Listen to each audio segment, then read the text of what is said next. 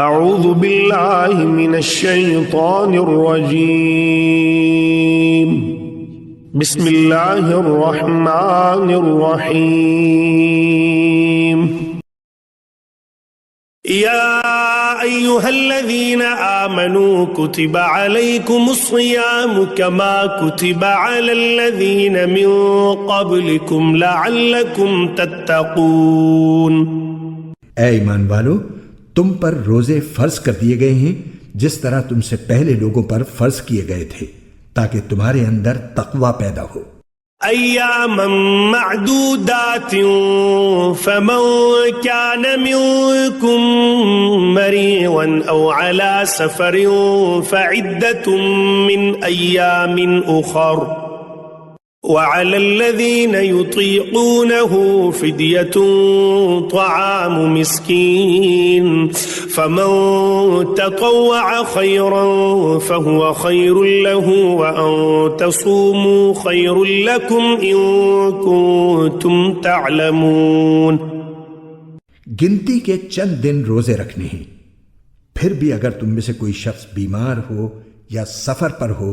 تو وہ دوسرے دنوں میں اتنی ہی تعداد پوری کر لے، اور جو لوگ اس کی طاقت رکھتے ہوں وہ ایک مسکین کو کھانا کھلا کر روزے کا فدیہ ادا کر دیں۔ اس کے علاوہ اگر کوئی شخص اپنی خوشی سے کوئی نیکی کرے تو یہ اس کے حق میں بہتر ہے، اور اگر تم کو سمجھ ہو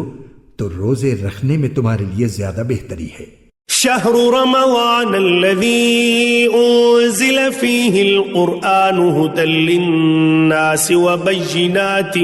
من الهدى والفرقان فمن شهد منكم الشهر فليصمه ومن كان مريضا أو على سفر فعدة من أيام أخر يريد الله بكم اليسر ولا يريد بكم العسر ولتكملوا العدة ولتكبروا الله على ما هداكم ولعلكم تشكرون۔ رمضان کا مہینہ وہ ہے جس میں قرآن نازل کیا گیا جو لوگوں کے لیے سراپا ہدایت اور ایسی روشن نشانیوں کا حامل ہے جو صحیح راستہ دکھاتی اور حق و باطل کے درمیان دو ٹوک فیصلہ کر دیتی ہیں۔